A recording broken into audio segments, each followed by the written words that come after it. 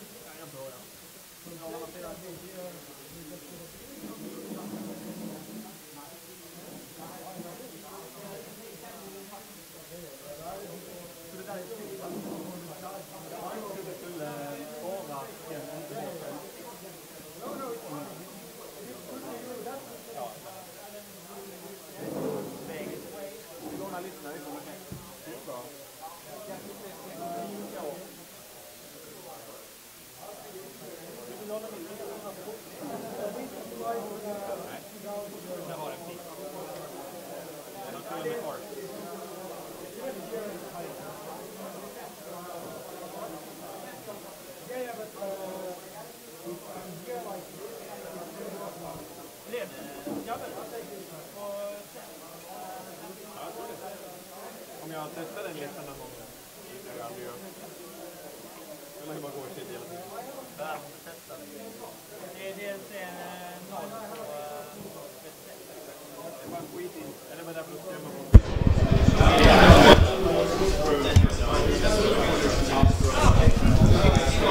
Welcome to the third installment of the Iron Moot, sent live to you from Gothenburg, Sweden.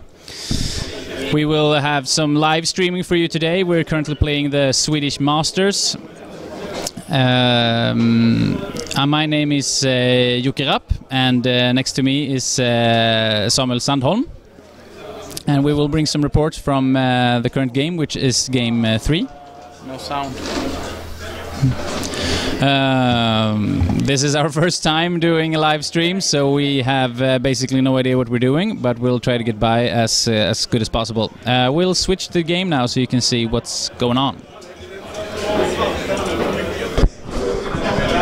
Voice of an angel, so there is sound.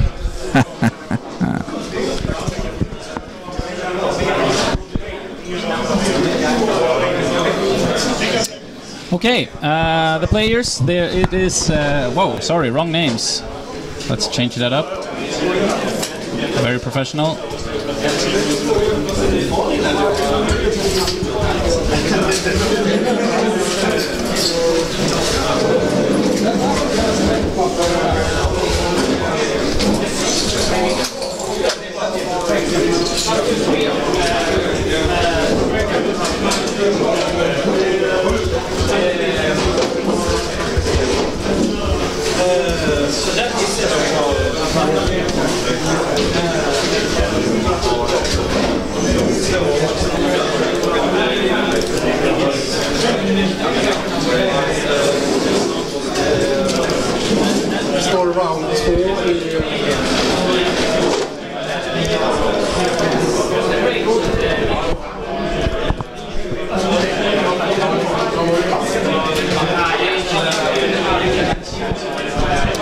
There we go. There we go. And no, it is not already over. We're about to begin. The players have chosen their list. Andreas Holm will be playing Apshyxious2, who we might be referring to Gaspy throughout the game. Gaspy 2, that's right. And then we have Stefan Benediktsson with his Goreshade3 list. Why don't you take us through what they have in their lists? Well, we have Andreas with his E-Gaspy list. He has a Helldiver and a Night Witch. He also has Tartarus, Ori Midwinter, Gorman the Wolf, 10 Bay Knights, 10 Bay Knights, 10 Bane Thralls with a UA and the Wither Shadow combined. So a pretty standard list. Yeah, it's the list he's been playing for a while, basically. He recently switched in Ori Midwinter. I think he exchanged Siren for that for this season. And for Stefan, he's playing Goreshade3 with a Scarlock and a Kraken. He also has Wrong and a Snapjaw, Dark Wraith, Necrotep with Scrap Trolls, Soul Hunters, two units of Necrosurgeons with Stitch Trolls, a unit of Mechanic Trolls, and the Devil's Shadow Mutineers. The Devil's Shadow Mutineers is pretty non-standard, I'd say, in Goreshade3 list so far, at least what I've seen. Usual scene with some, at least the -1, but perhaps not Goreshade3. No? I guess it's good with the feet and so on, so we'll see. I've heard he made a good use of them so far in his practice games and his previous tournaments.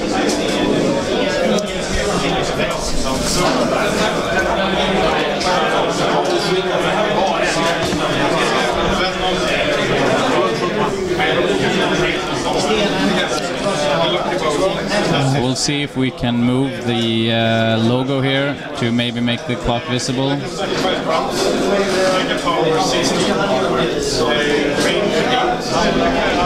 I'm not sure it's a lot more visible there. Maybe you can see it. We will try to get updates on the clock as the game progresses. So we'll just have one of us run over and check what time it is. The deployment has gone.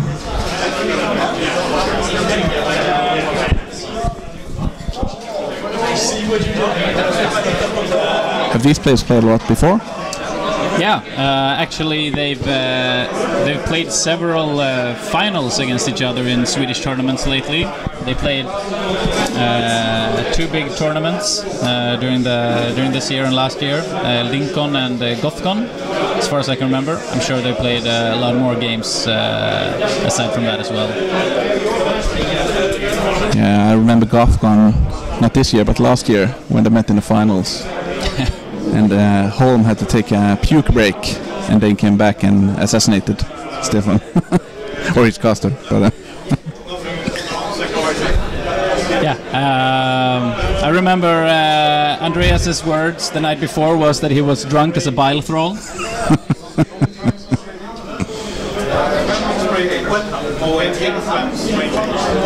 I'm trying to read up on the chat. In the meantime, I have no idea why Charmant is speaking about anal discs.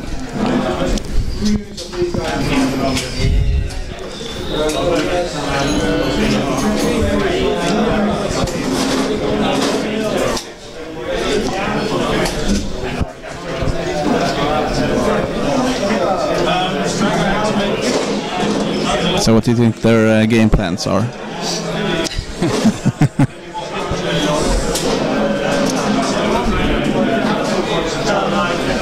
So who's casting? It's Jocke Rapp and Samuel Sandholm. From the Iron Moot organizing group, the Mustachio Productions.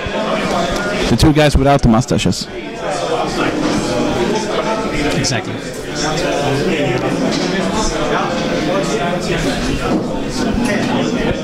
You're a pair of nerds. Yeah, exactly. What's the game plan?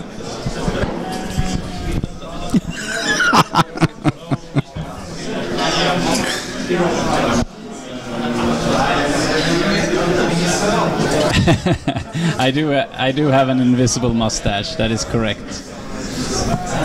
Well, we have a visible as well. Yes, yes. We're joined by the infamous Billy Crookshanks. There is currently a song, I've heard it's going viral on the internet, about me having an invisible mustache. It is? Yeah. How does it go? I'm not gonna...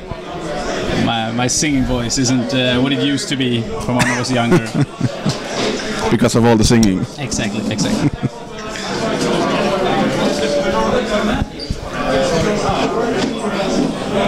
Okay, so we see Andreas has deployed. He has Gaspy in the center. Line of bile thralls just beside him.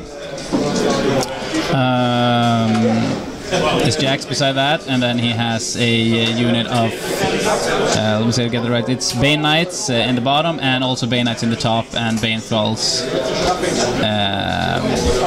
right above Gaspy, right?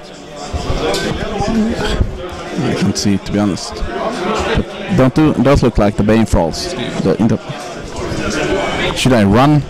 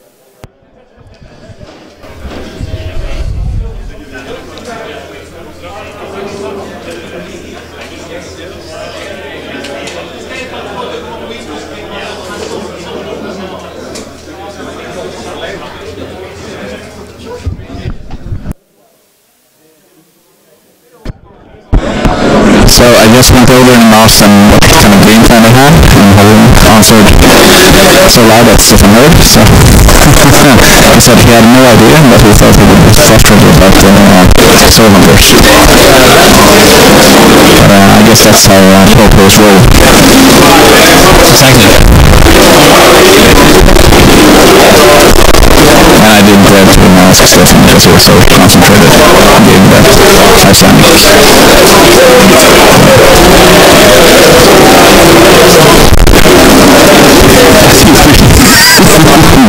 Sound when you hide them.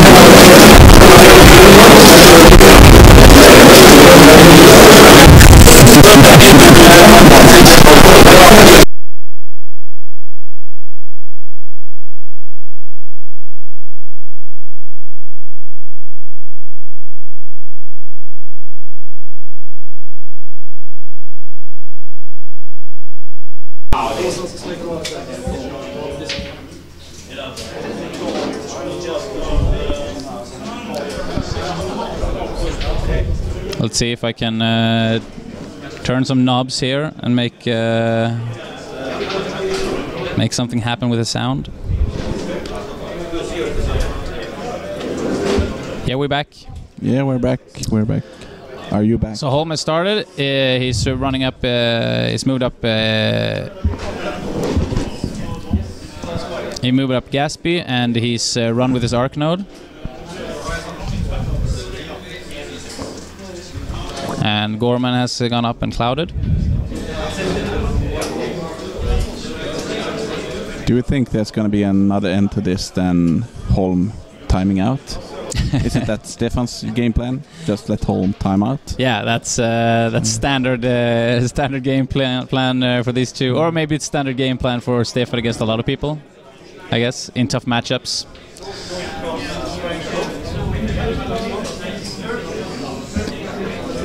So someone commented and said that this matchup is pretty horrendous. I don't know why, but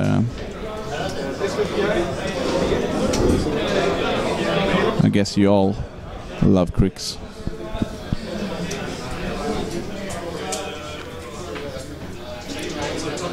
So he had the Banefells at the bottom, and both of the units of Knights at the top. Ah. And perhaps that's why he thinks that the Soul Hunters are bad for him. I don't know. Oh yeah, absolutely.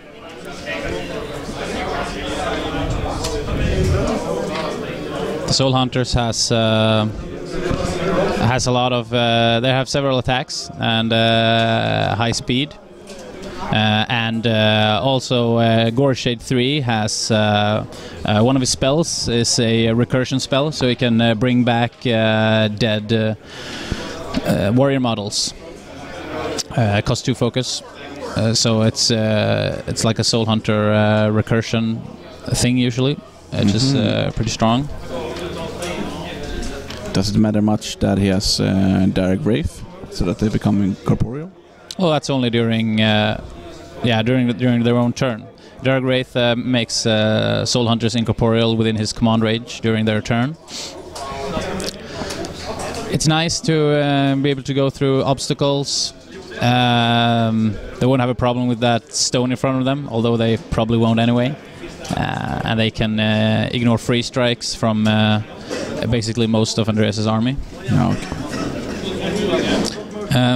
I do agree, though, with what Billy said in the chat. It's a matchup that is favored for Andreas. His feed is very strong against single tough targets, like a single colossal.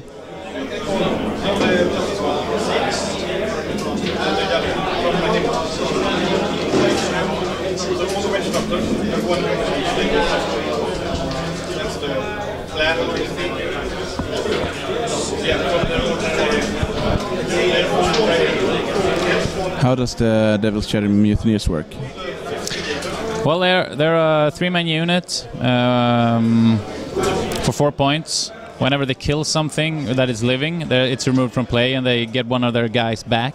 Wouldn't matter much though, since the only 2 living models in Andreas' entire army is Gorman and Orin Midwinter.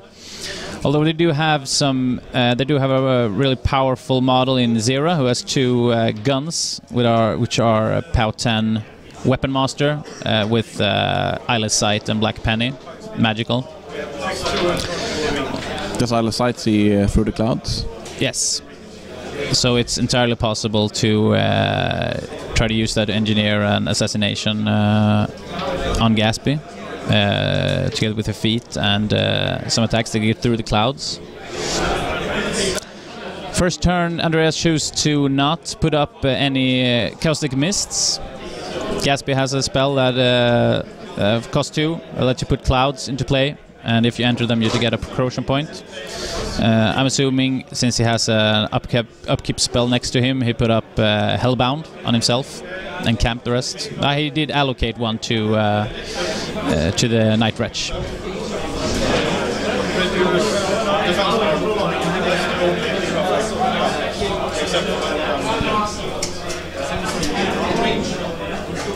And he tried to kill Gorman with a pot shot, or does he want to remove the biles? Because Stefan doesn't have that many living models either. No, that's very fortunate. Unfortunately, I guess it's from list design. His living models are Gorman, the Sirens, Gorlak, and the wrong answer. No, sorry, I'm looking at the wrong list. I'm an idiot. It's the Devil's Shadow and the wrong Snapjaw that is living. So the Devil's Shadow will need to be kept back because of the threat of Excarnate. Although most of the targets that are in the center here, it's Mechanithrals, who obviously do not want to get Bile Thralled, but then it's the heavy targets, the Kraken and the Beast. But if you look at Stefan's list, he has 2 units of Necrosurgeons, but he doesn't have that many living models. It's, yeah, that is a... I wouldn't call it, I almost call it a gimmick, but it's more like a very neat trick in Goreshade3's arsenal. You can kill off your own Mechanithrals, which gives you corpse counters, but then Goreshade can still bring those dead Mechanithrals back using his revive spell. So his main unit is going to get a lot bigger. Yeah, he can. As soon as he has some focus to spare, which I guess he will do. He's doing it right now, actually. They are hitting each other.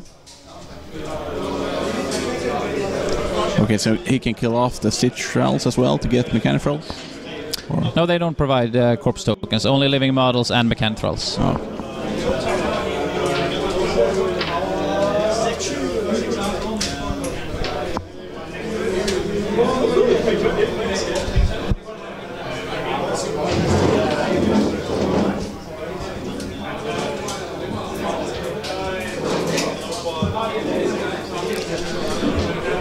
I think we somehow turned up the...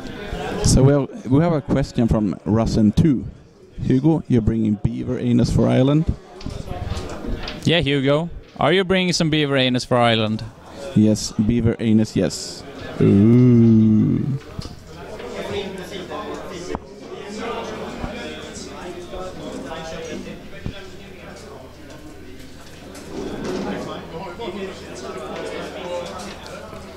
Okay, so what happened last activation was that we saw Mechanothralls kill each other, creating some corpse tokens that will effectively multiply into more Mechanothralls.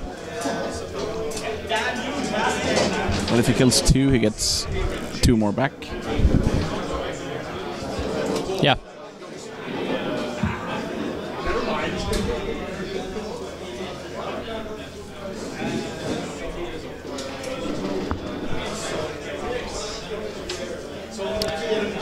And the Devil's Shadow is being very cautious in the back. He's rearranging them on the hill. The old switcheroo. So both of them played 8 minutes on their first round.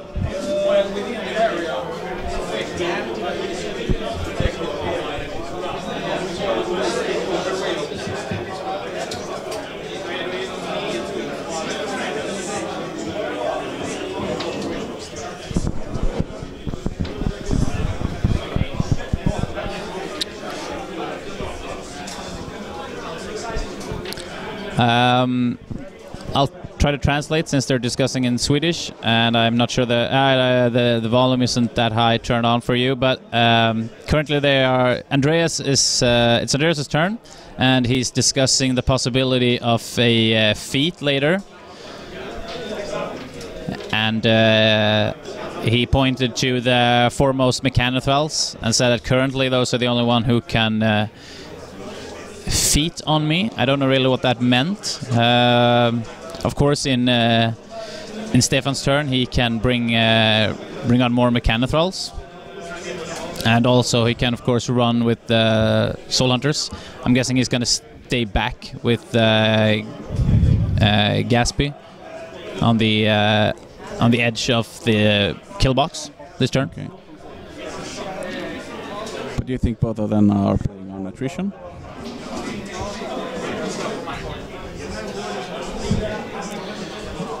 Yes, I'd say. That's alright. I'd say they're both going for attrition. Probably Stefan is going to try to try an attrition, but wait for an opportunity for an assassination. Okay. Since attrition will most likely go Gaspy's way. He has infantry clearing, he has a lot of infantry as well, and he has his feat, which is hugely powerful.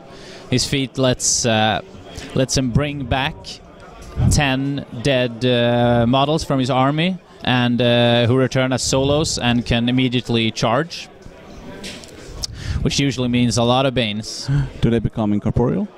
They used to become incorporeal. Ah, that's the nerf. One of them. Yeah. They become ghostly, and they are immune to attacks.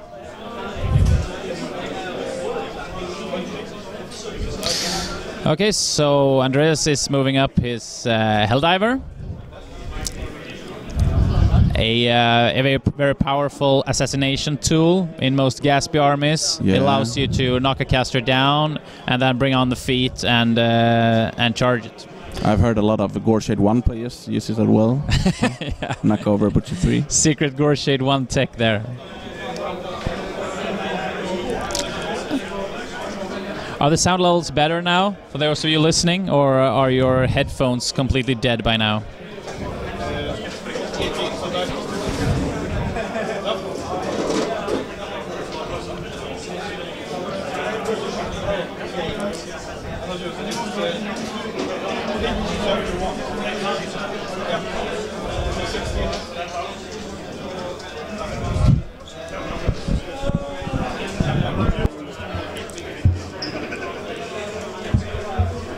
Yep, so Andreas has run up with his Night Wretch, and he is clearly looking for a path to the to one of the Devil Shadows.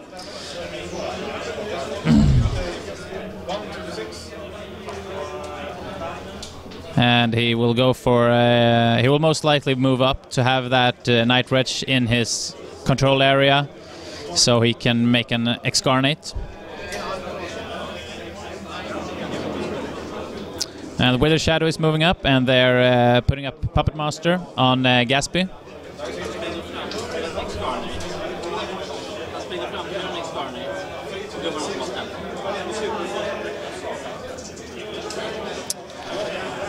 What he is missing... Yep, Stefan, I think either Andreas found out or Stefan told him, but the Devil Shadow is the unit with Occultation up on them. So he will not get an Excarnate off this round. And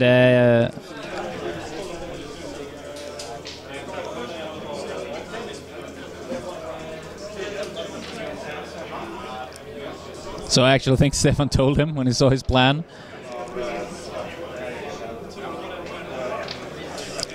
Yes, it's an awesome trap.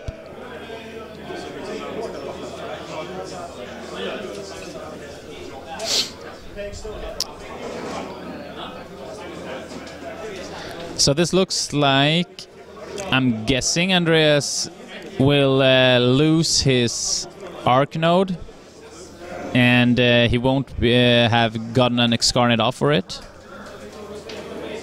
It does depend on what happens on the flank.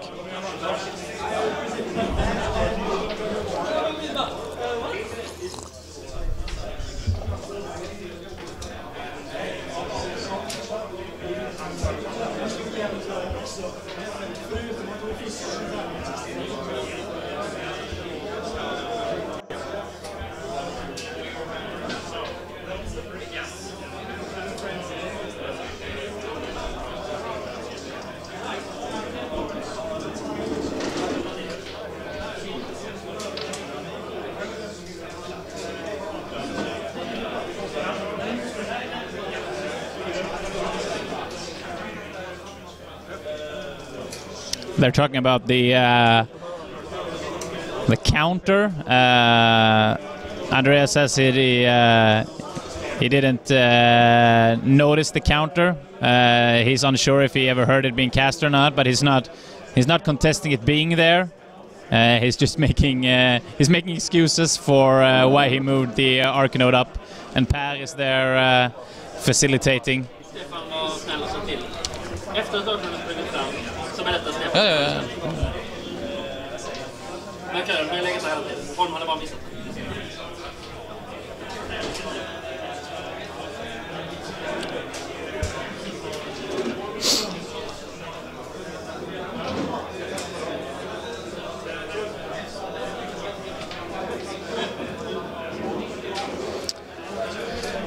And Andreas is checking to make sure that Gaspy moved up to be just within the kill box. It doesn't need to be any further now that the Arc Node won't be used this turn. So the actual Gaspy is the, of course, the proxy base right in front of him.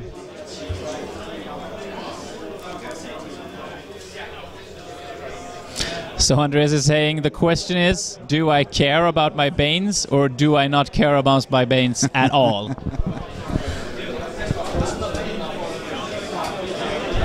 And my co-host is back. Yeah. Can you hear me? Yep. Okay. I wrote out the standings after round 2. Here so we can look at what players are still available for the win. And we have 16 players with 2 wins. And I don't think, and not that many of them are surprises, but in the top at the moment we have Filip Sigmark and Evgeny Mikhailovsky, Christopher Wedding and Henrik Oskarsson, Erik Bäckström, David Eklöf, Dennis Korsun, Stefan and Andreas, HP Hentonen, Jaakko Uusitupa, Gustav Lindrup. Didn't Gustav Lindrup drop? He plays the hardcore tournament now. At least that's what I think. Anyway. Tero Särkijärvi, Olof Winroth, Jeppe Resmark and Magnus Wendel. They all have 2 wins. So those are still in the run for the win. Yeah, and there is most of the Swedish WTC players are still undefeated, of those that are here. I think we have 9 out of the 10 WTC players are here. And yeah, only Torbjörn and Rickard have taken losses. Sorry? Only Torbjörn and Rickard. Yeah. Torbjörn and Rickard. Rickard played against Dennis in the first round and lost. Dennis playing his trolls, and Torbjörn lost against. I don't know, to be honest. He won against the troll player, Christopher, but No, he lost against the Evgeny Mikhailsky, I think, the guy from Belarus playing Circle. or Russia.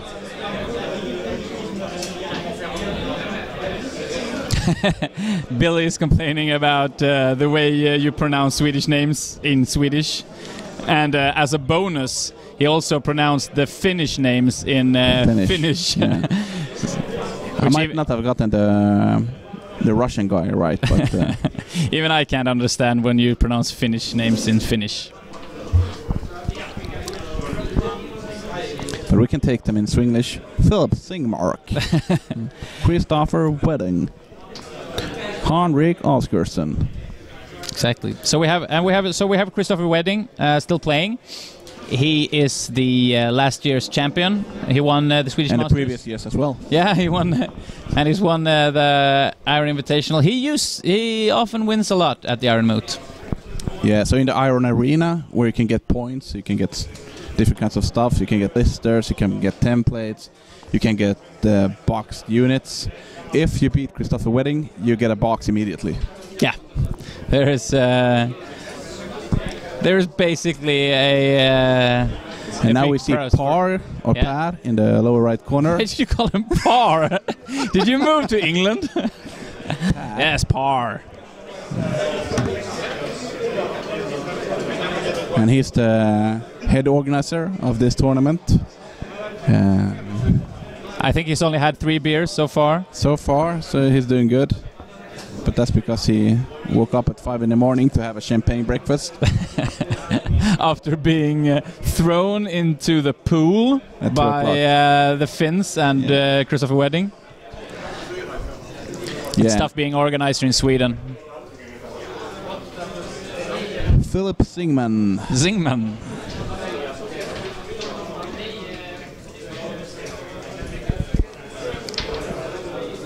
Rickard Nilsson.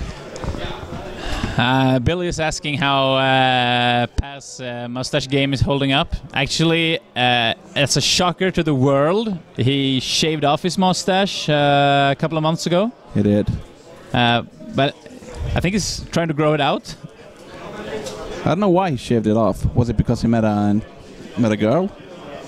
Or He did meet a girl. so he didn't need it anymore? I don't. Yeah. As soon as you meet a girl, you don't need your mustache anymore. It's served its purpose. Look at us. Yeah. Yeah. Yeah, so we're paying a lot of attention to the game here. Andreas has basically run up. On the topmost side, you can see a lot of Bay Knights moving up, spaced out in front of the Soul Hunters. In the bottom, you can see that the Bane Thralls have run out around the flag. He's put down 3 Caustic Mists, so that's 3 clouds covering the Bile Thralls. The Bane Thralls. Or aren't those Banes?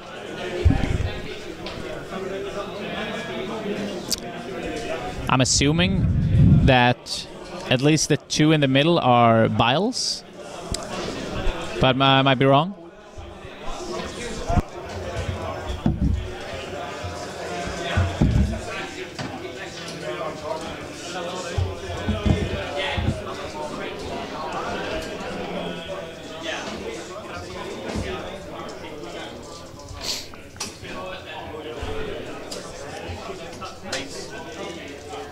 Okay, all of the models behind the clouds are indeed Bane Thralls, and the Biles are a little bit behind them.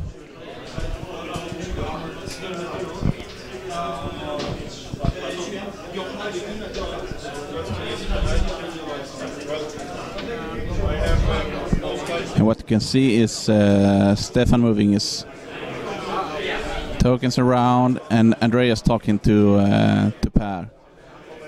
Yeah. And he's using some kind of method to... Whoa, I can see it spiking. The sound is really weird. Andreas is using some kind of method to intimidate Stefan by talking about his plans aloud with the judge.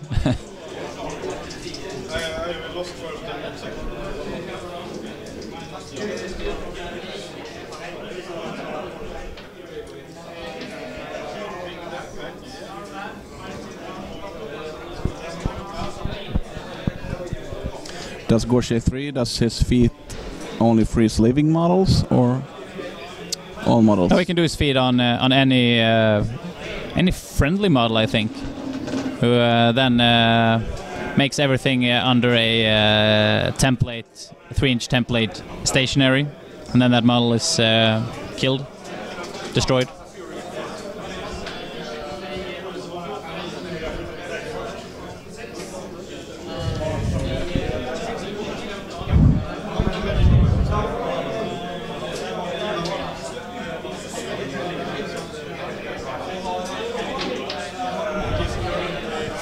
So we saw Sierra aiming and shooting at the Night Wretch, missing both shots, needed 6s to hit.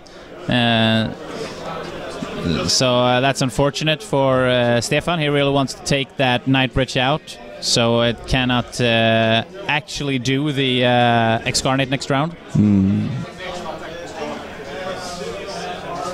Which unit was it that had stealth?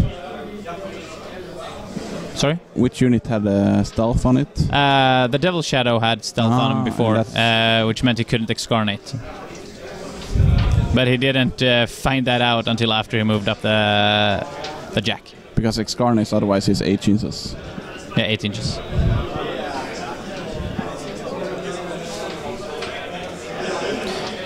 I don't really know what to do about the spikes in the sound. It's like it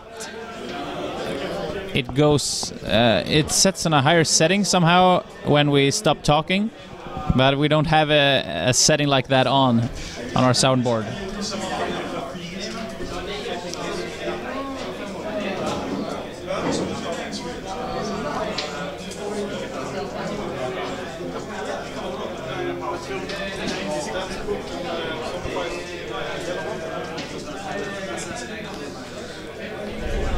So we see Goreshade himself moving up and hitting the Night Wretch.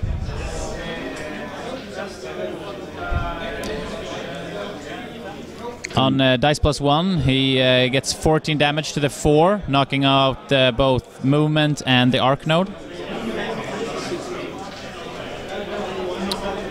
And of course, his stationary from Goreshade's melee weapon.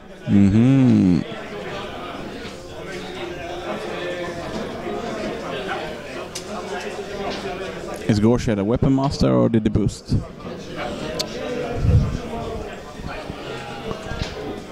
I think he charged, actually.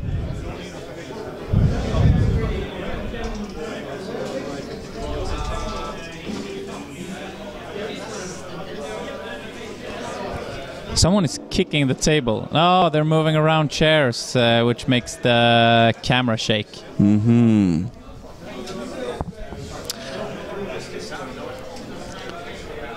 But now he's moving back everything. Why?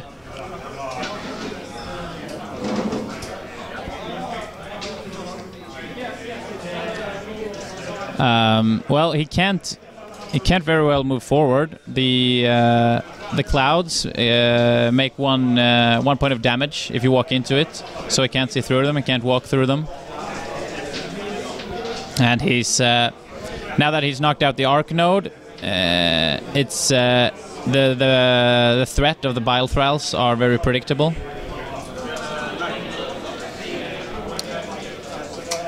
So I'm not really sure I speak like a true professional. I'm not really sure what Stefan's plan is, which he probably isn't either. I think he's hoping for some kind of mistake to be made, because that's a sea of Banes, and he needs to start removing them, and he needs to do it surgical as well, because he can't well trigger Vengeance, and he can't get into the midst of all the Banes for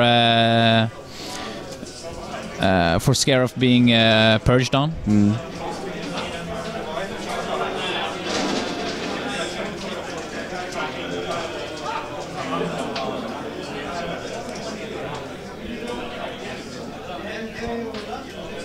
But he doesn't have any bias at the top. Sorry? He doesn't have any biles at the top? No. No. The entire Balthrall unit is concentrated behind the Bane Thralls that is right behind the Caustic Mists.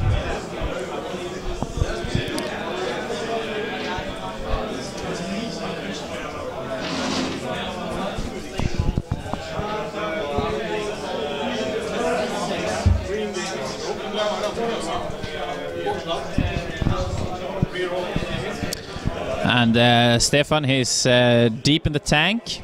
So far, he's moved up his caster. He's activated the Devil Shadow and the Mechanothralls. He's removed the immediate threat of the Arc Node by making it stationary and remove its Arc Node. He still has his two big pieces to activate: the Kraken and the Crocodile, Snapjaw.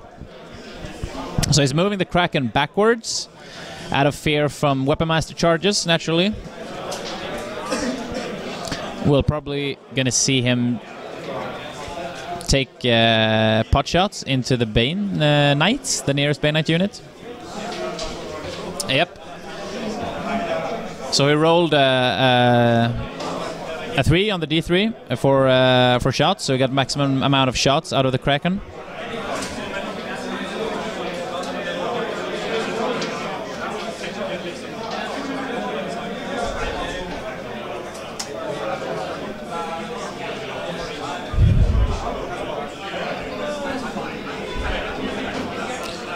And the big shot is just being boosted on a Bane Knight in the middle there, as you can see, being killed.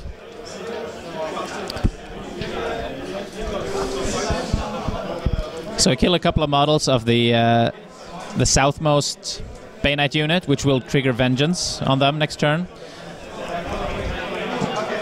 I guess the Kraken can kill a lot of models during the feat turn.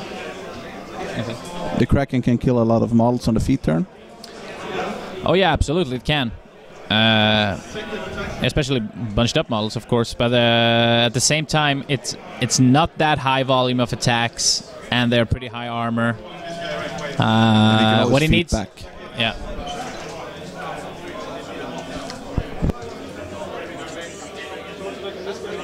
And this is, of course, not a feat turn. If he wants to feat next turn, he needs to move up more centrally. There will be a lot of targets to feat. There's a lot of infantry. There's a lot of things that can be feated on. But it will cost him. We have a question about... oh wait, we got a time report. So far, Andreas has 40 minutes left and Stefan has 42 minutes left.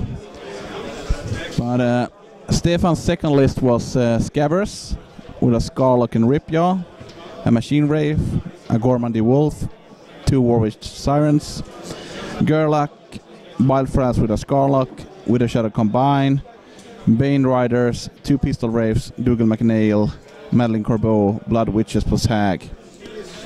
Yeah, that's it. Would that be a better drop?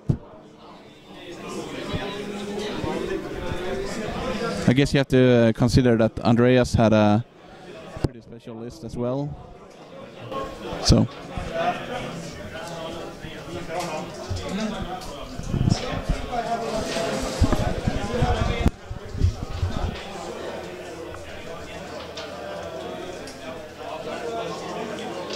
Yeah, no, I wouldn't say that Scabbers list is made to be dropped into Crix.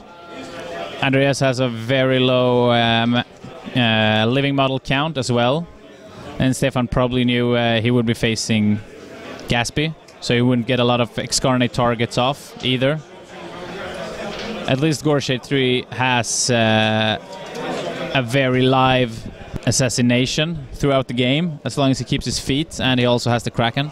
Yeah.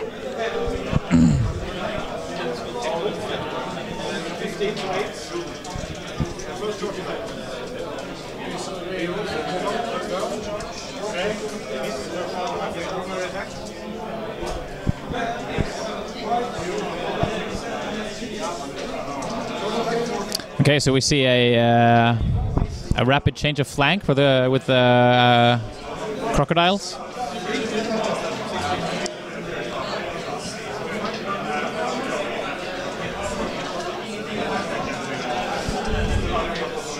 Does Andreas have any way to get Pathfinder? Or Ghostly? No, he just only has the feet. The Bane Thralls. Sorry, the Bane Knights. The Bane Knights have Ghostly.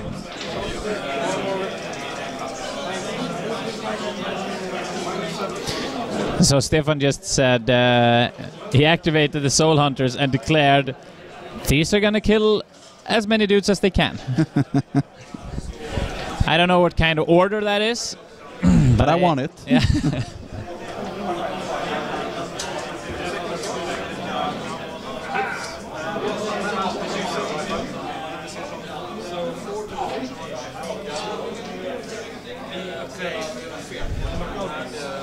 So he's going pretty deep into the Bane Knights. It looks like he will be having killed models from both Bane Knight units after this activation is complete. And but he does get some juicy spots there. They do have 3 attacks each, 1 with the reach and 2 without. So as long as you can get a good landing spot, maybe behind some models, you can get a lot of kills with those 5 Soul Hunters. Although you do need to keep 1 back, at least 1, so you have something to. So you still have a member of the unit in order to mockery back those that die. But did he do that? The model behind the stone, that's Darag.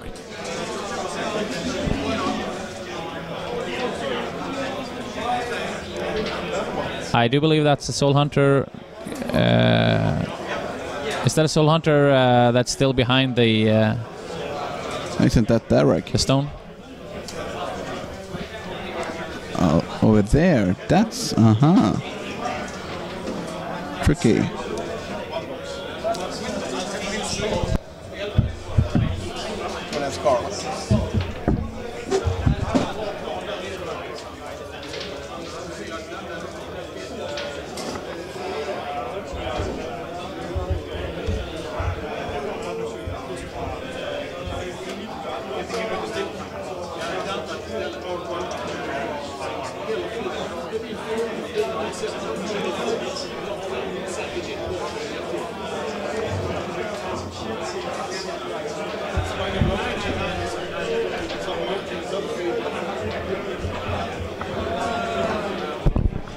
So Stefan is going pretty deep with his Soul Hunters, but they're killing a lot of models.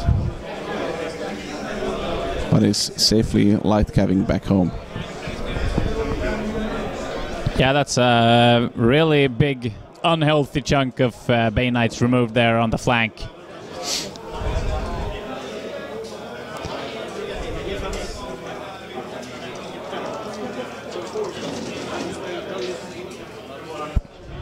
When do you think it will feed?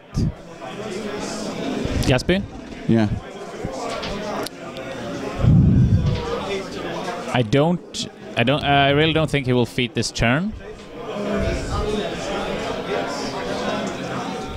There's still a lot of targets left. Now his Vengeance moving up his remaining Bane Knights. Oh, sorry, no. That was actually... He did target... The units was not as entwined as I originally thought they were. So there was just one big unit at the top, and he surgically removed 9 Bay Knights out of that unit. That is nice. very well played from Stefan's side to be able to remove that many models without proccing too much vengeance. So now Andreas's threat ranges are just what they are right now, and if he would move up in feet, Goreshade still has his feet and probably the ability to maybe move in with Soul Hunters. It depends. It depends on what happens maybe on that flank right now.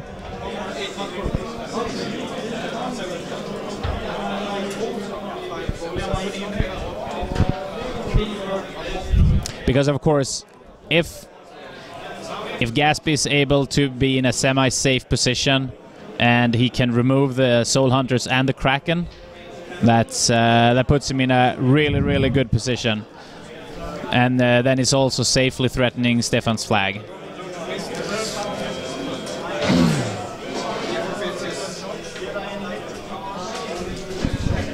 Because the models that Stefan usually uses for his assassination is the Kraken. And the Soul Hunters. Yeah, and he has the Siphon Bolt if the opponent has some focus left on him.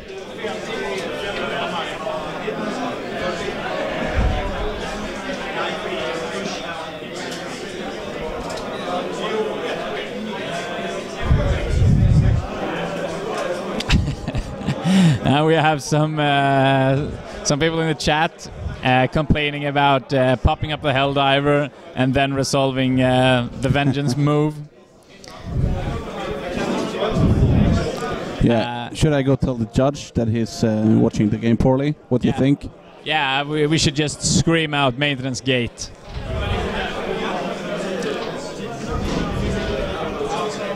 No, I would say both players seems to be very fine with it. I doubt Andreas did it to gain some kind of advantage in the game.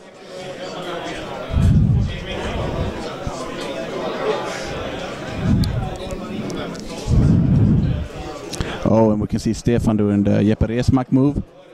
Yes, that is. I believe that was a patented move, actually. Whenever you're in a dire situation, you pull out a chair and you put up one foot on it to bend your leg, and then you lean forward over the table. Scare the opponent. Yes, so you have a very protruding ass, and you basically show your crotch to your opponent in an attempt to perhaps scare or confuse the opponent, whether or not, depending on if he's interested in that thing or not. And I guess the next step is bending backwards and really shoving it in his face. It's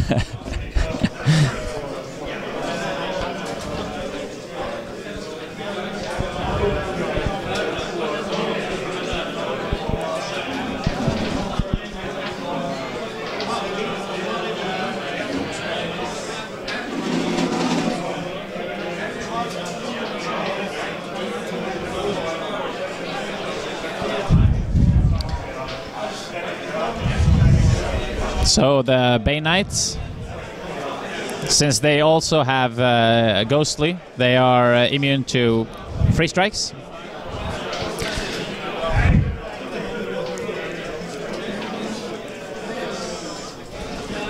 So they're charging up.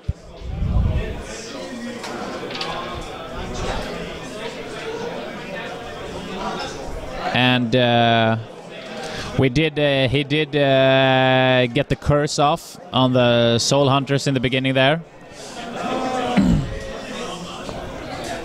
Perch off? Meaning? Sorry?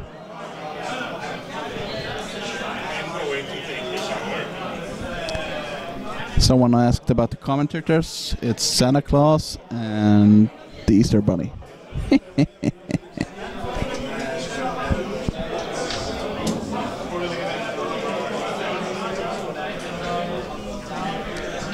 Yeah, and don't forget the dick paddle. Oh yeah, the famous Irish dick paddle. We do have both of the dick paddle champions of Irish Masters here in the commentators booth. I heard Tom Guan wants some dick paddle action at the WTC. Oh yeah, I'll bring my dick paddle then. But I haven't practiced. We could probably get on camera when I do some dick paddling tomorrow afternoon. And if you're interested, Jukka just got a dick paddle table at his office. So whenever you want, you can go there and dick paddle some. You're all welcome, of course. Whenever you're in Gothenburg, look me up. Please bring your own paddle. And dick.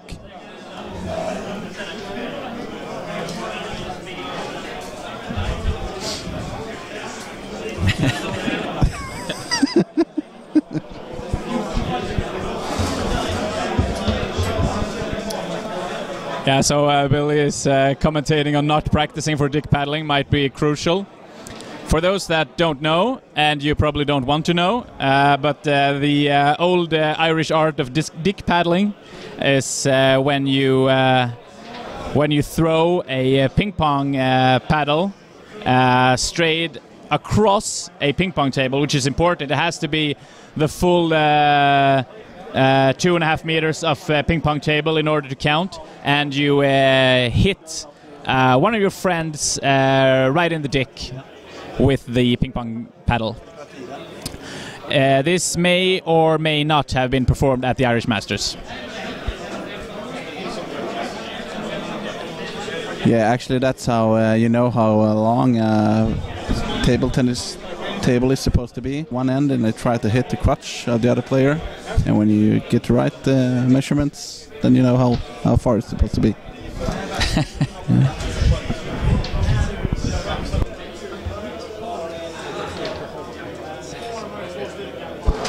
So we see the Bane Thralls. They're attacking the Mechanic Thralls in the front, and otherwise they're just they're basically mucking about. I assume there will come down some new Caustic Mists in front of those Bane Thralls. Since there was a lot of Soul Hunters killed in retaliation, Andreas is looking to have a pretty good turn, and perhaps look good for the rest of the game if he can keep the Kraken at bay, which he can, of course, with defeat. And Andreas has about 31 minutes left on the clock, and Stefan has 36 minutes.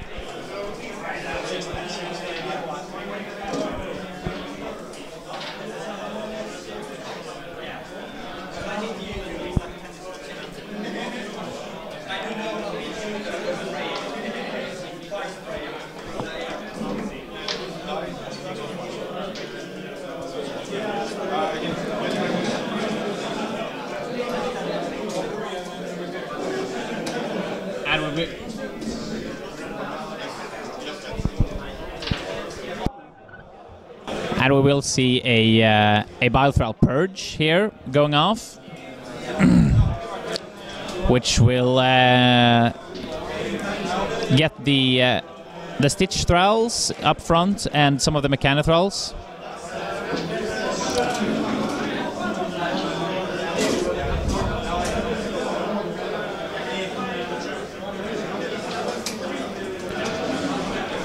Oh, they're so stupid, the Bilethralls.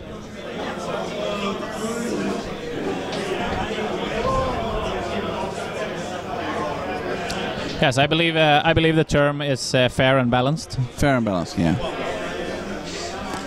Or like they call it in Warhammer, fluff, fluffy.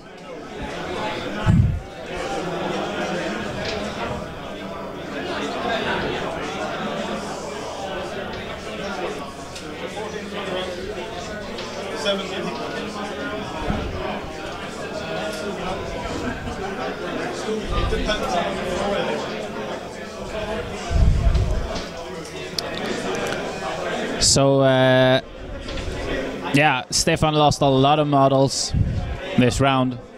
It was looks pretty devastating on both flanks. He did, however, retain both of his necrosurgeons. So and the mechanothrall units are not wiped out, which means he basically just lost. He lost some momentum on the flank. But he gets 6 back plus the mockery. Or he didn't have mockery on them. Mockery is it's a spell you cast once and bring one of them back. It's not an upkeep on them.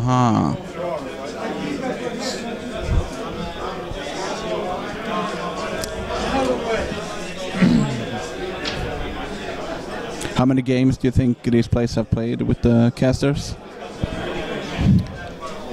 I would guess that Stefan has maybe played... I don't know how much he's played with Goreshade3. With this specific list, he's played, I think, maybe 20 tournament games. A lot of more games. I think Andreas with Gatsby 2, he's played well over 100 games. Okay. Yeah.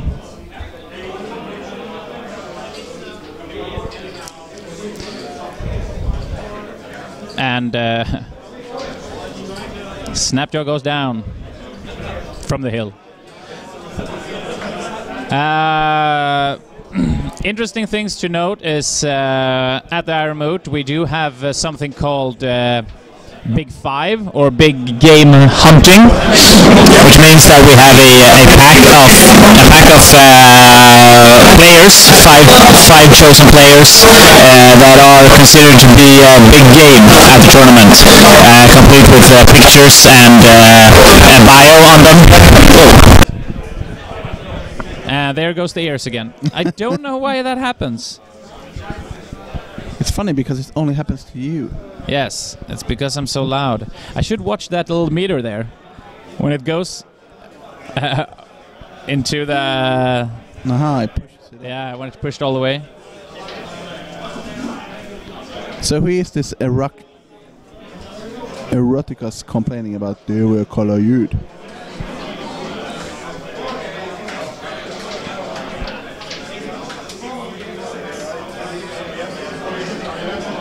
Well, and as I was saying about the Big Five, Stefan is on that list. So if you bring him down, if you beat him during the tournament, you actually get a special prize. So that might be why Andreas brought his A game. Might be. Or he just wants to win the tournament. Who else is on that list? We have Mikkel Ernst from Denmark. Yep, Mikkel Ernst, who is on the Danish WTC team. Yeah. And we have Jaakko Sitopa. Yep, Jaakko is on the Finnish WTC team. He's also qualified for ClogCon. Yeah, we have Christopher Wedding. Yep, the reigning Nordic champion. And Rickard Nilsson. And Rickard Nilsson, the Swedish ambassador, Mr. Minions.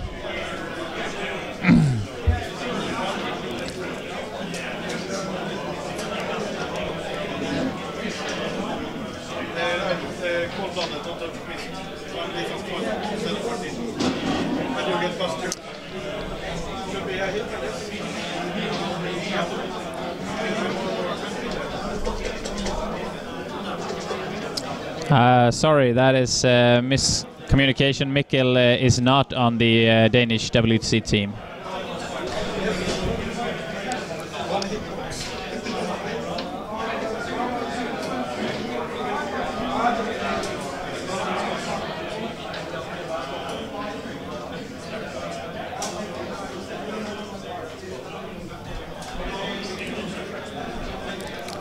What do you think Stefan is thinking now?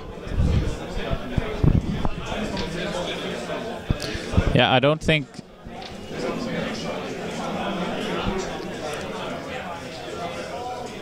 Stefan is going for the assassination. Looks like he's at least not with the Kraken, unless he's trying to clear a road somewhere.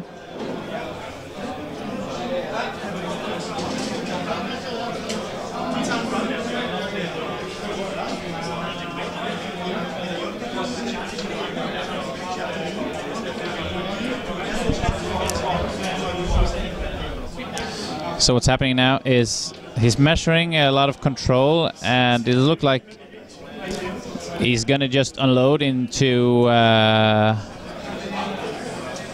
the Bane Thralls, I'm assuming.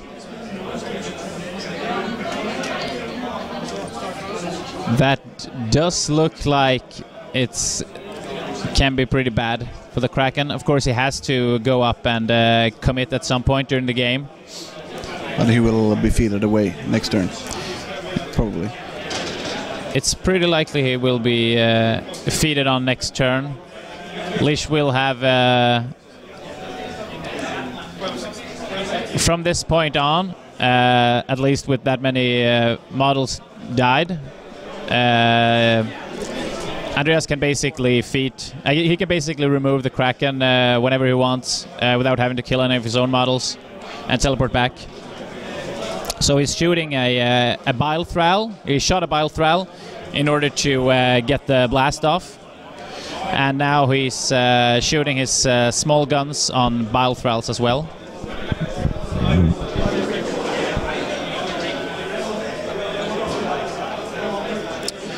So you see the blast comes down.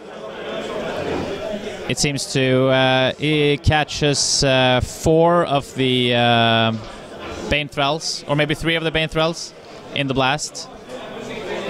4.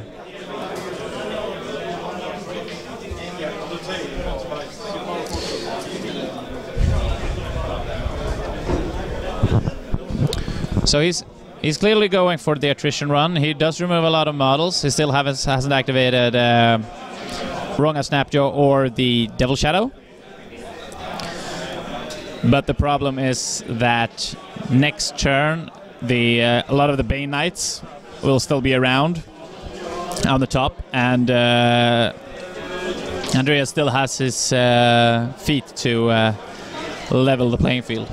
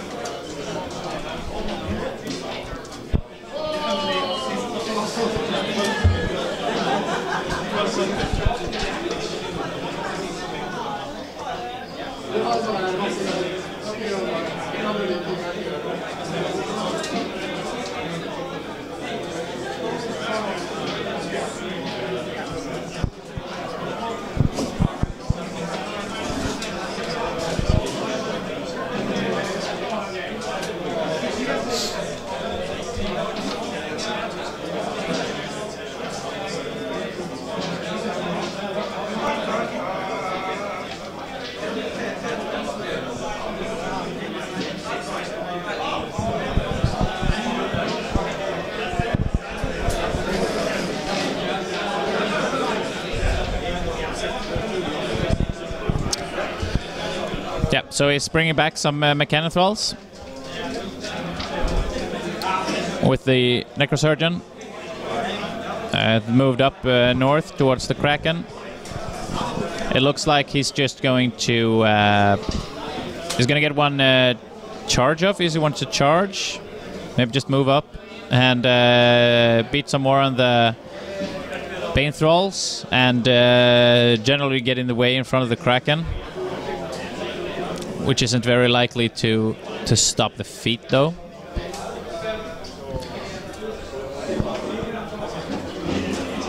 It's a bit tough for us to see. I think there's one Bile Thrall left, is that right? Yeah, that seems like a Bile Thrall right behind Orin and in front of Gorman.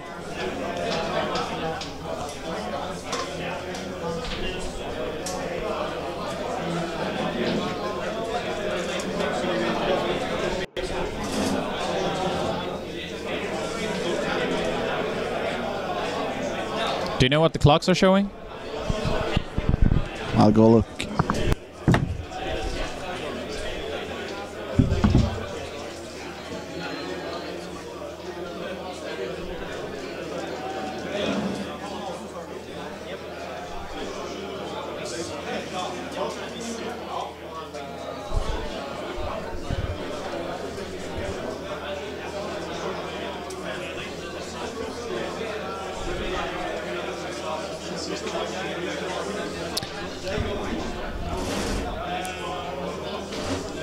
So that was 0. She moved up, tried to shoot a Bane Thrall. She was out of range, and then she shot a Mechanothrall to get a corpse back. So Stefan is down to 27 minutes, and Holm still has 28 minutes.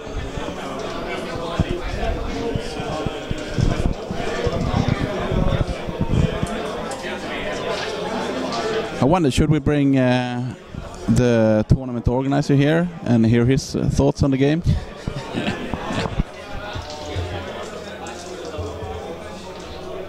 Would you please come here, tournament organizer? I see you sitting in the corner, playing with yourself.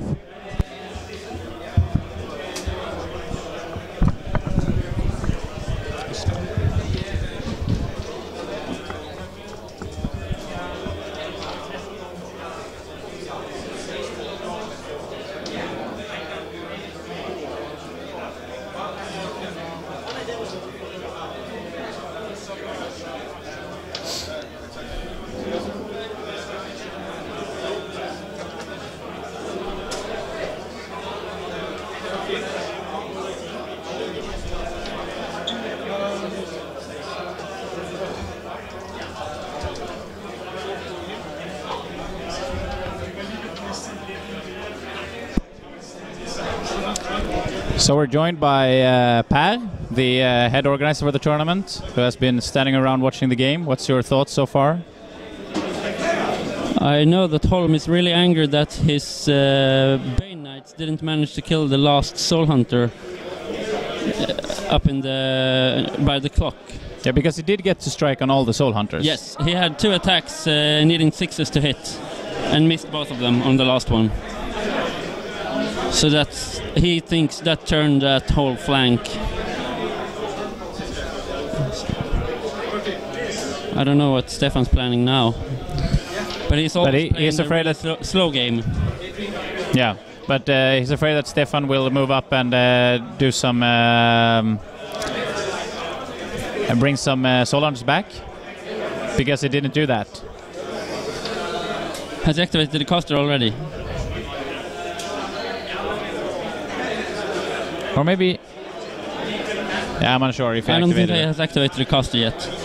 So now he's moving Soul Hunter back just to make that unit bigger for later turns.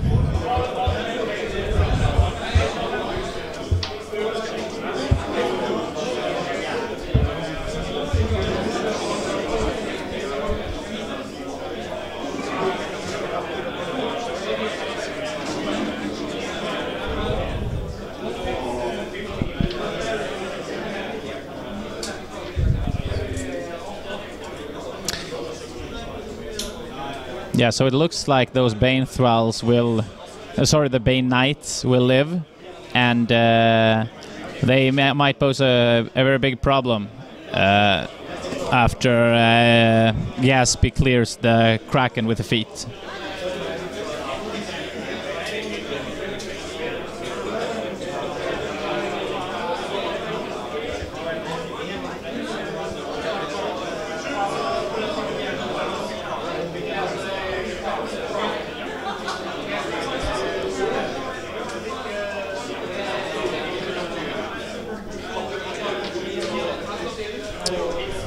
Currently in the chat, Hugo is complaining that the Necrosurgeon unit is too broken in melee.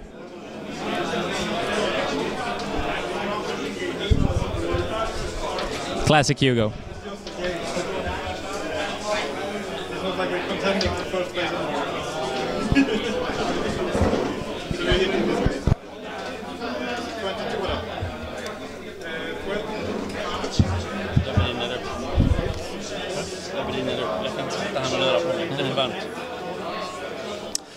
Okay, Per, thank you for joining us, and see you around.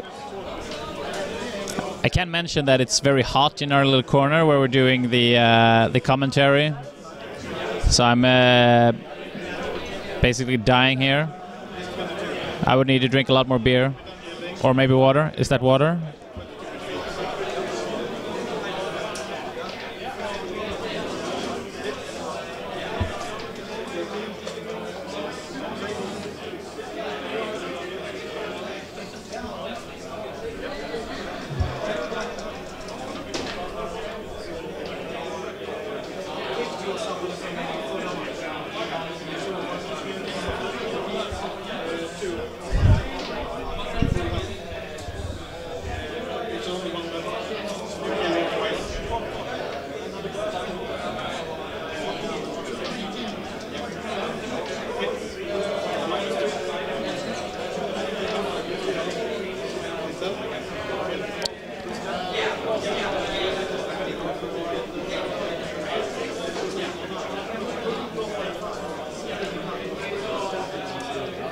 So Andreas is actually considering the assassination at this moment. He because his thought process is that he needs to kill a lot of models this turn to make it count, including using the feat. And if it doesn't kill enough, it's going to be too much of an uphill battle. He does have some tools at this point, though. He still has a Bile Thrall. He has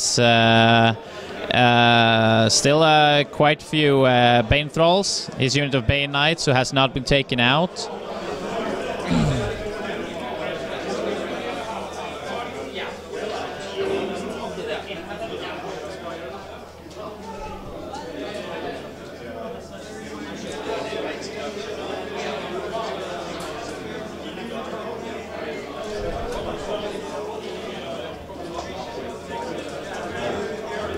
And yes, it is top of 4.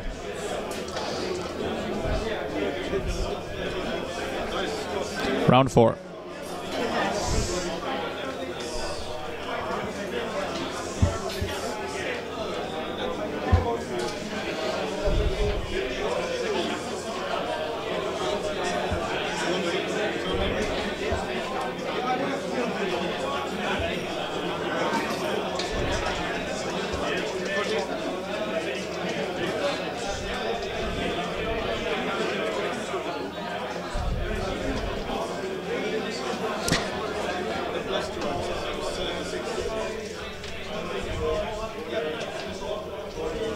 So what happens now is not what we expected.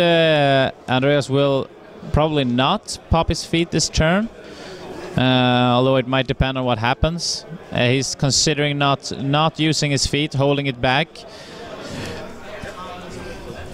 because Goreshade is holding his feet, and just bring his knights in, start to hit on Krapiker perhaps with them, which seems like it might be bad for him in the long game, because that opens up the possibility for Stefan to kill a lot of Andreas's models, and in that case his feet might not swing the attrition enough in his favor when once he actually uses it.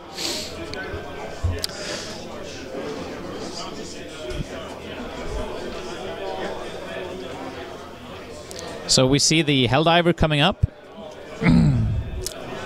and it is in a position to charge Goreshade, or sorry, slam Goreshade, which is probably what he wants to do. Allocate 2 and slam him, so he moves back a little bit, but it's knocked down. He has to remove the 2 models in front of him, which he could probably do with Gaspy himself, using spells. One of those models is on the hill, so he can draw line of sight to it. But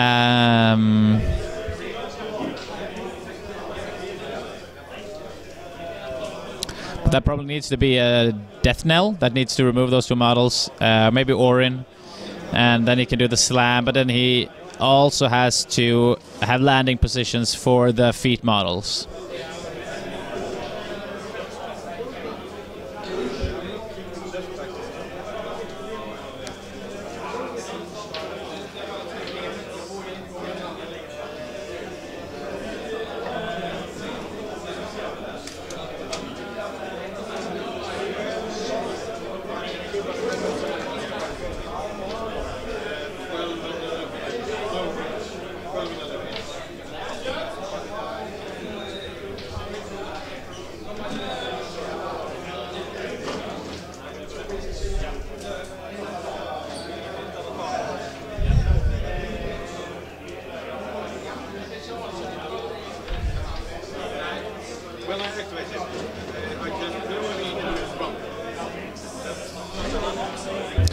So he's asking for some defensive stats on Snapjaw. I think that he has decided to not go for the assassination, and he measured some control ranges towards Kraken. Perhaps he will still use the feat to kill the Kraken this turn. If he doesn't, and that might prove to be very bad for him in the long run in the nutrition game.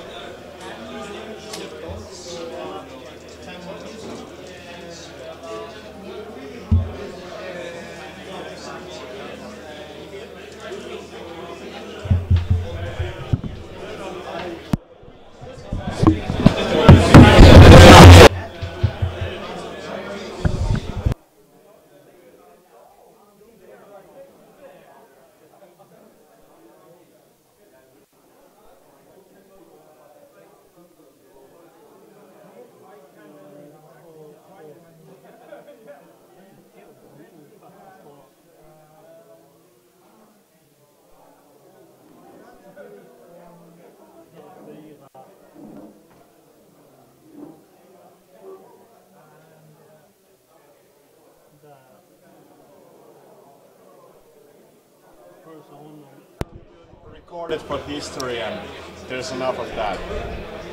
We had some off-camera chat. We tried to get some guest commentators on. It didn't work. Apparently, you shouldn't give drunk Finnish people an audience.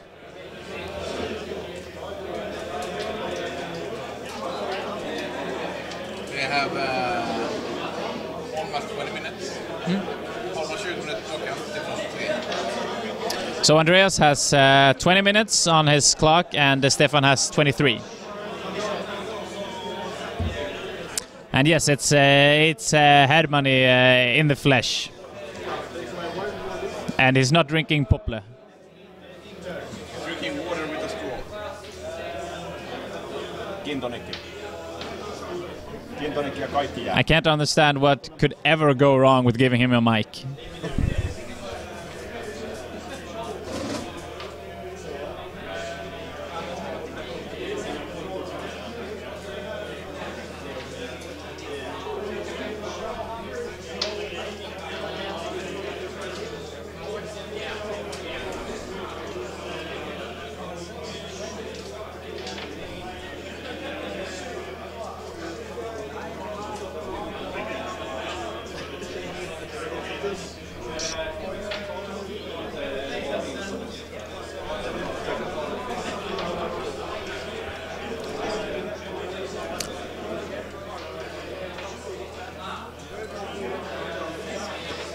So Andreas cursed the Kraken, and he is charging up with some Bane Thralls.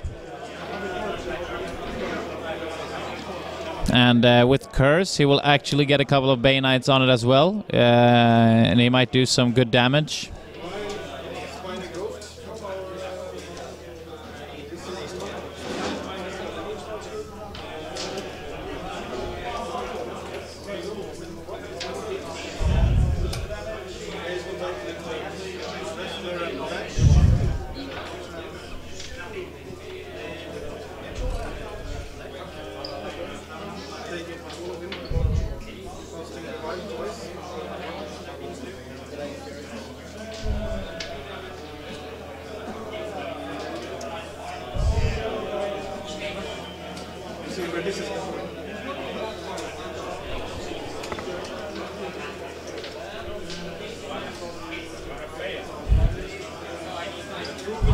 The leader runs up in the middle, making sure to have everyone within command when his unit is spread so wide.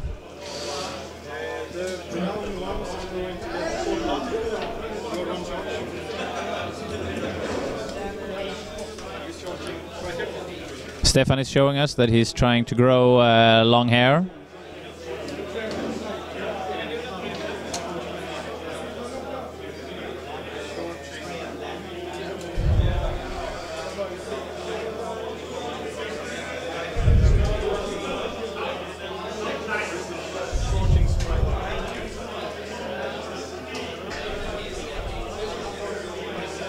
So the Bane Thralls are doing damage.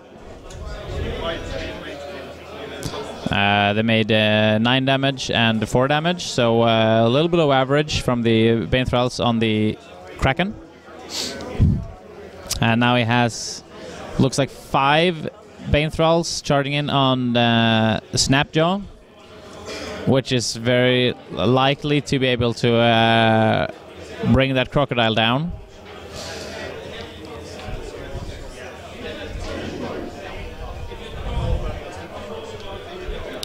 Right now he has committed a lot of his Bane Thralls, so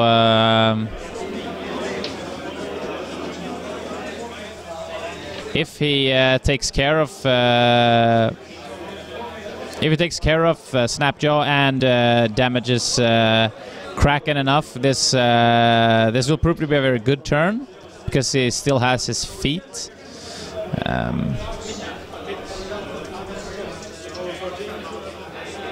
Snapjaw did not die.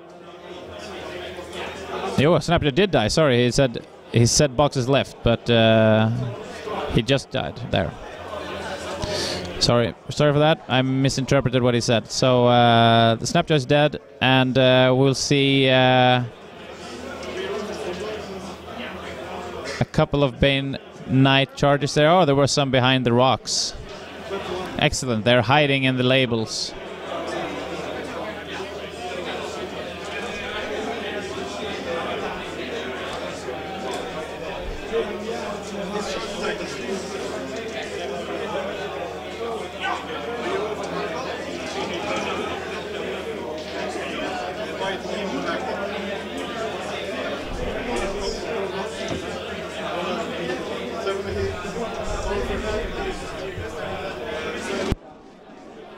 So it seems that the game plan we were talking about, making Holm time out, might actually be valid. It's valid? Yeah. What's the clock? He has less than 15 minutes left now. 15 minutes, but it's 14 something. Yeah. He has removed Snapjaw. He has not removed the entire mechanical factory, and not all the soul hunters either. But he will make a big dent in Kraken. So and perhaps take a point as well. Does he have the possibility? He's not moved up. He hasn't activated Gatsby yet.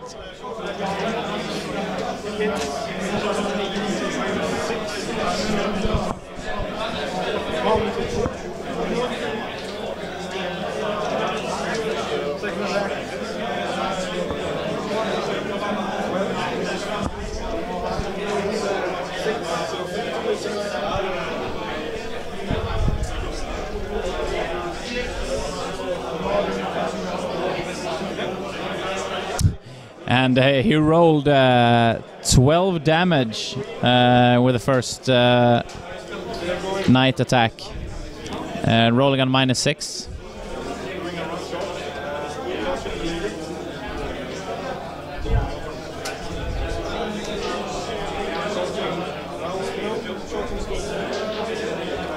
Do you remember the first time you played against Gatsby 2? The first time I played against Gatsby 2?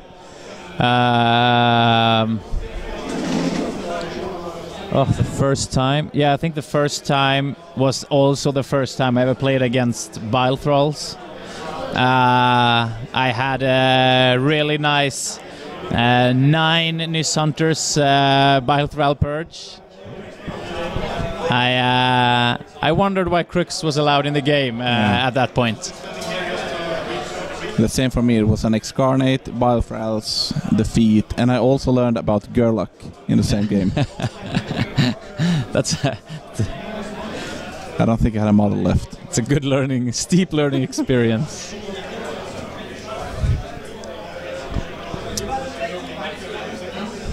So it took out about one side of the Kraken. Doesn't look like the other side is damaged. Gatsby is advancing.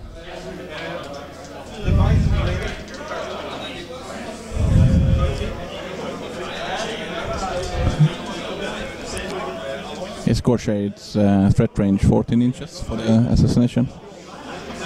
Sorry? Is Goreshade's threat range 14 inches? His 8, personal threat Yeah. range is 13, yeah. With Dara. 14, yeah.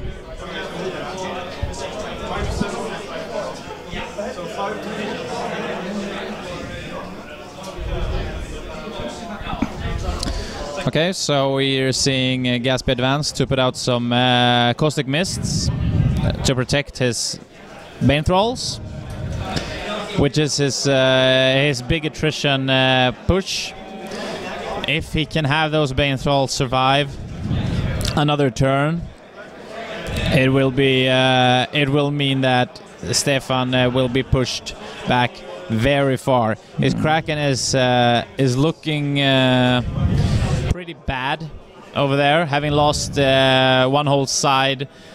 The feed is still not used, and and there's also one Bile Thrall behind the Banes, just in front of Orin. yes, behind those clouds is one. And I guess Orin said no spells. I assume so.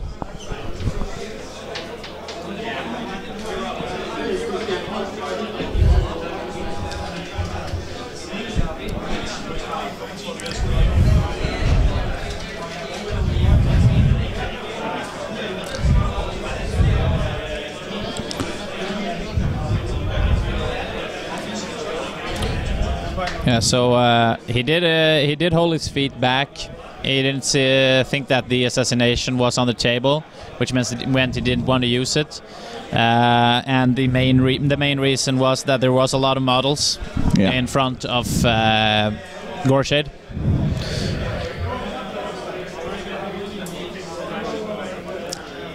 And it's also good if Stefan makes some kind of play here to have those 10 models be able to assassinate next turn.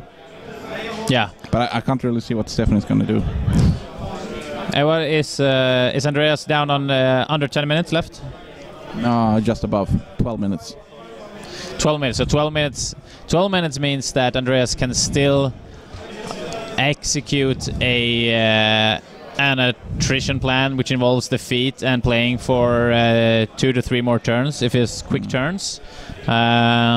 We do know that he might take some time to get the feet just right, historically, which might be bad for him. But I don't think it's a viable strategy already to just go for the clock for Stefan. He still has to push back good in scenario, and Goreshade is he's gonna get pretty exposed now.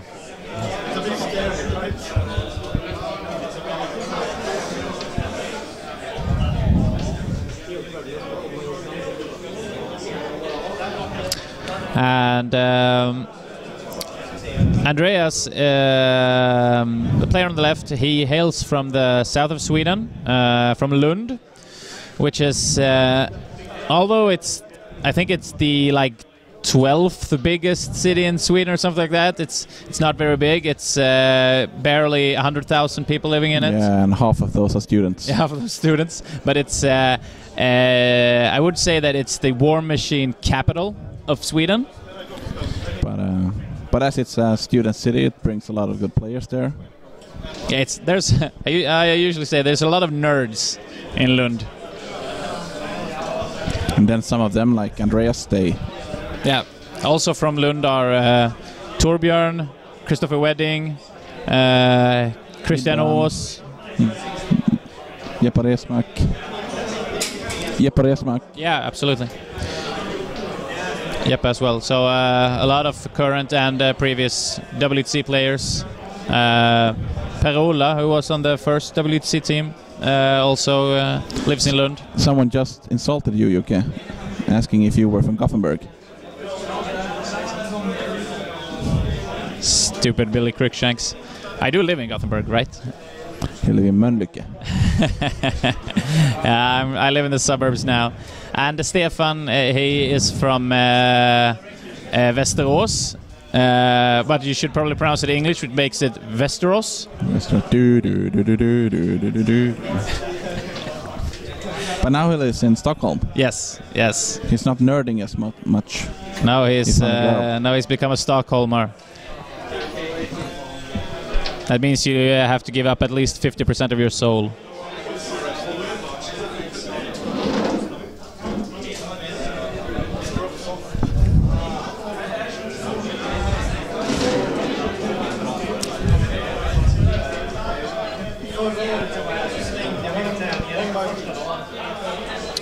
So the Västerås has a pretty big war machine meta as well. Stefan used to live there, is from there, or he is from Iceland, but he used to live in Västerås. Olof Winroth is also from there, and they have a pretty big club there, organizes some big tournaments. Ola Segerberg. Ola Segerberg. Yep.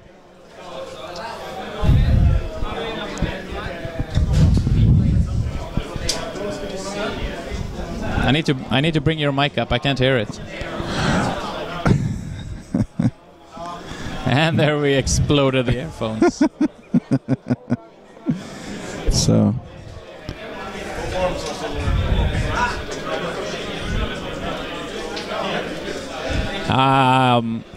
At this point, I would like to remind you to be civil in the chat thread. That Hugo guy is getting out of line.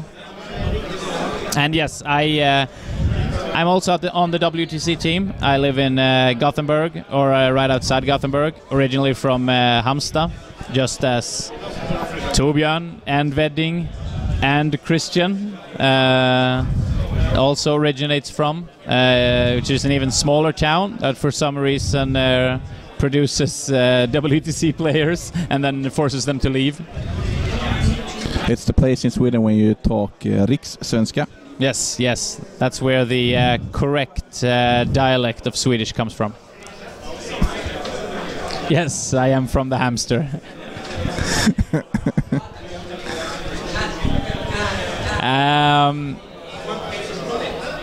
Yeah. And in Gothenburg, the dominating meta is the mustachios, which is weird now that basically only David has a large mustachio left, and the other all of us others are just hang-arounds to his mustaches, and I have an invisible one.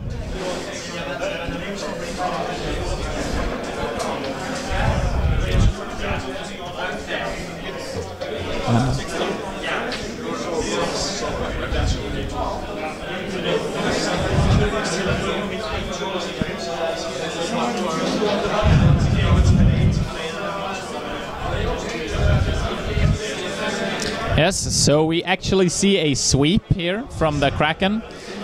He did lose his left side.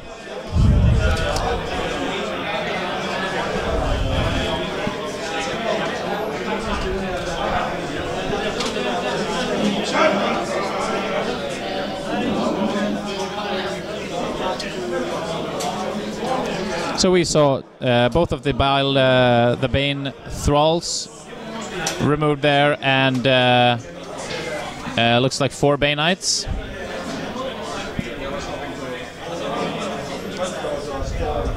A 4-inch sweep? Do you really get the 4 inches on the sweep? I have no idea. Do you? You have a 4-inch melee in your own. Yeah, but it's a power attack. I guess Billy will correct us in a couple of seconds. Yeah. Billy the Big Willie.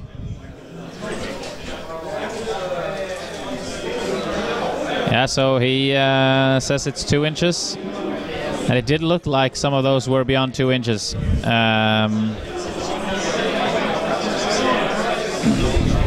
But actually, who cares? I mean, it's a sweep. It's fucking majestic. But apparently he bought some attacks as well.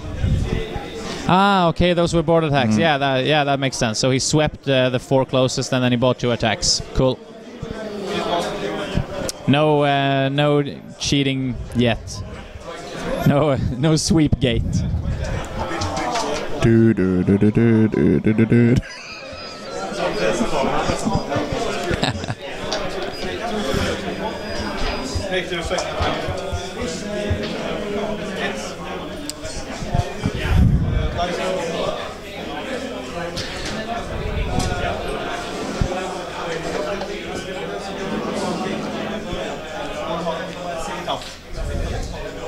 Thank you. So Goreshade popped his feet to stationary some. No, that can't be right. And from then on, just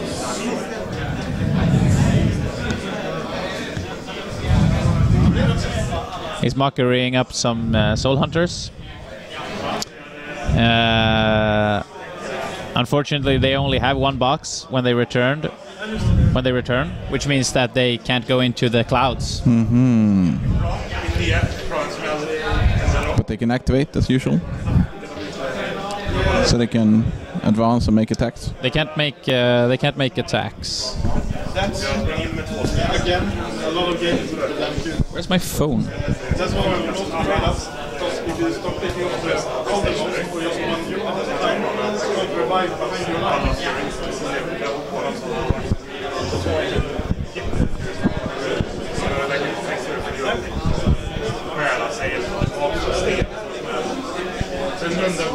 So Stefan is juggling about with his models, bringing some back, not bringing them back.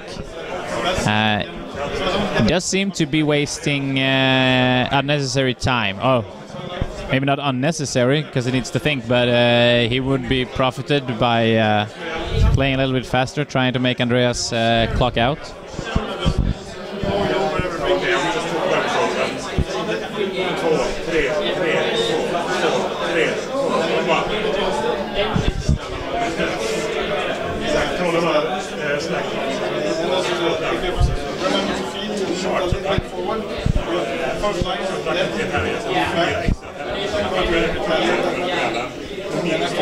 So Goreshade does appear to be killboxing himself at this point. He moves up aggressively, or at least semi-aggressively around the clouds.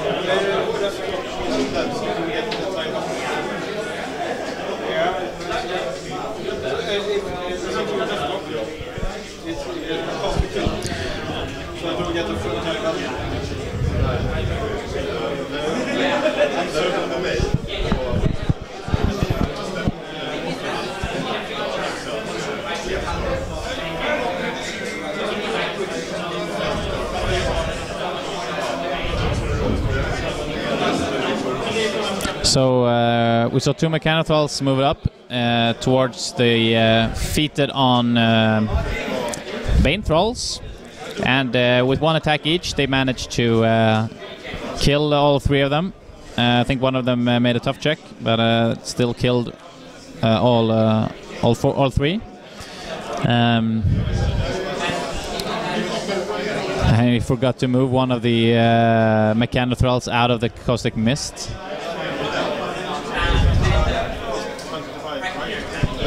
And he just sent the clock over.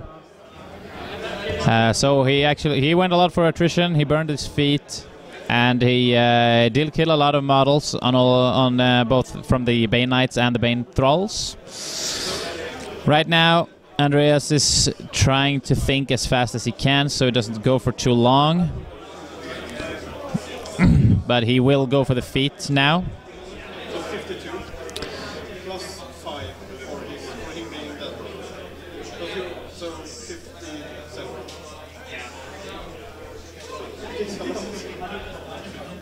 He is standing, as far as I can see, on top of the Helldiver marker, which means that the Helldiver won't make a slam this turn. Yeah, they both have 10 minutes left on the clock, and Andreas just said that I guess I could pull this game out through attrition, but isn't it much more fun to assassinate you?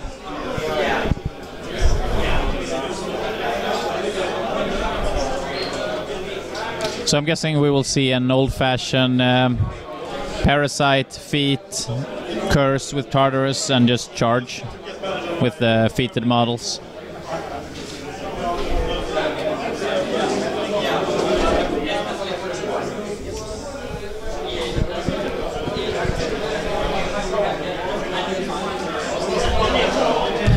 Stefan reminding him of Vengeance.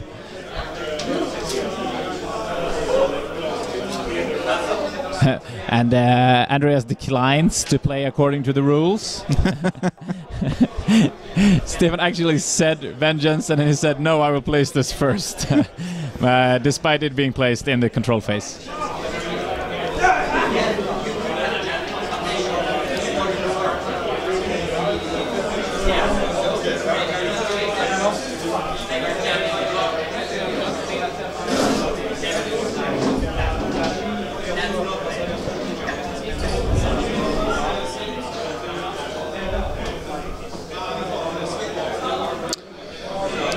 So the Bane Thralls are making some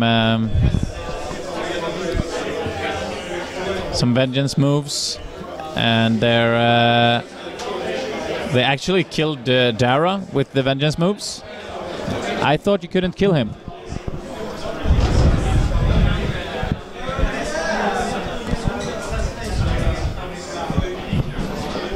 Andreas is still talking about the assassination being funnier. Or more amusing. So why can't he slam him with the Helldiver?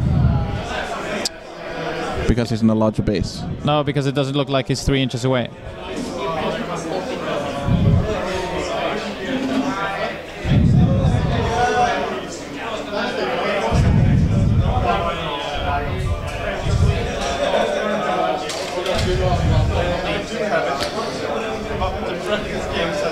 So the Bane Thralls are going, and they are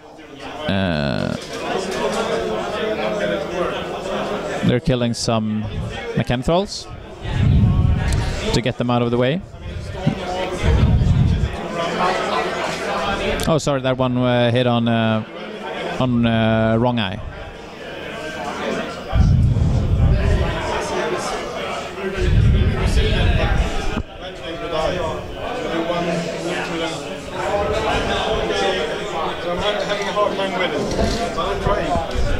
He has so much time left, almost 8 minutes.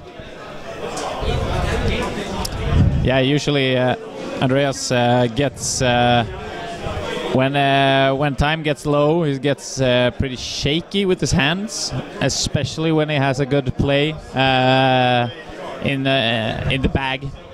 But he isn't that low on time.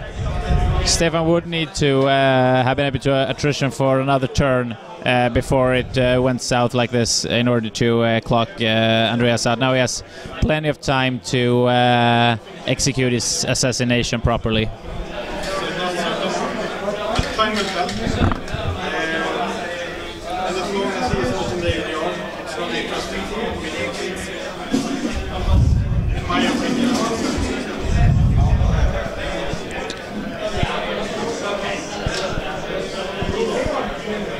And before the Crow Raiders, we didn't really have this one.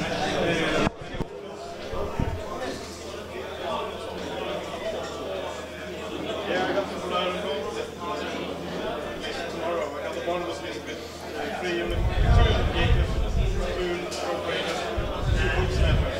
So there's And the Parasite just hits.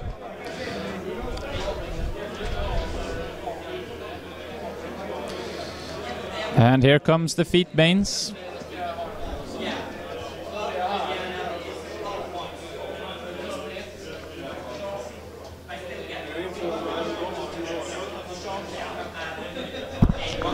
Do they have to stay in place after? When do they disappear, the Banes? After the round? Yeah, they disappear at the end of the turn. So you have to actually make room for all of them, which isn't that hard against a large base. But what is he bringing back now? Sorry? Those models, they don't look like Banes. It's Bane Knights, all of them. Andreas has gotten proxy bases to use just to be able to place all the Bay Knights very close to each other, which he usually does with the feet. Did the Tartar Sauce curse? No, he didn't. Not yet. No, he moved up with a Helldiver.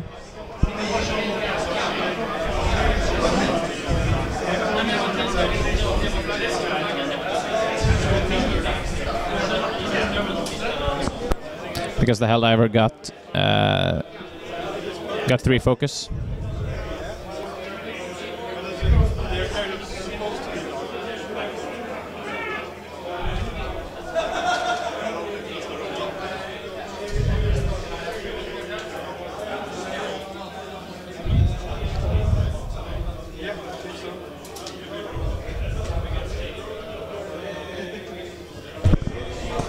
Why didn't he use Tartarus?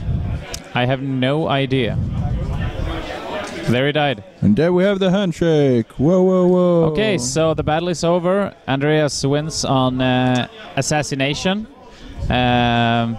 He actually said now that, wow, I had a lot of time left. I usually only have 20 seconds left when I do that. So it was a good game. Stefan did have a bad matchup from the start, and it was an uphill battle. He did make a lot of leeway in the attrition part. He did, forcing Andreas to think really hard about when to use the feet. Unfortunately, he had to move up Goreshade, or I wouldn't actually say he had to move up Goreshade that far. It would have been.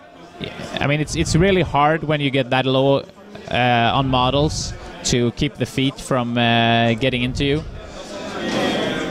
But it was a great game. It's always fun watching 2 high-level players playing a game like this. Yeah, and A-level commentators and a great audience. Yes, yes. I'm very proud of the commentators. They did a really great job.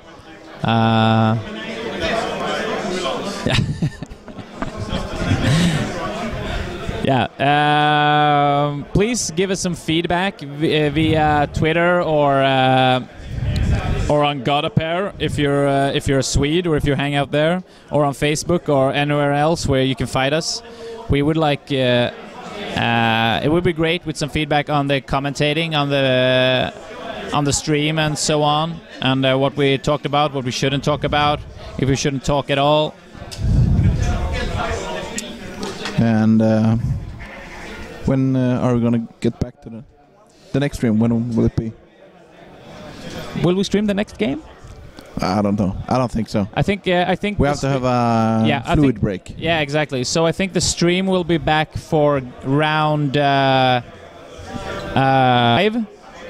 Yeah, perhaps. Yeah. The finals. No, the round 5 is the last game, and then the round 6 is the finals. Oh, right. So I don't know the schedule by heart. I think that means we will be back at around 10. Yeah, perhaps. Something like that. No, 8. We'll post it on Godapair. Yeah, we'll post it on the Twitters when we get back. We don't know these things. It's too hard for our simple minds. Yeah, we're only organizers. Yeah. Yeah. So thanks for listening. Thanks for watching. It's been a great game. We'll see you around. Take care.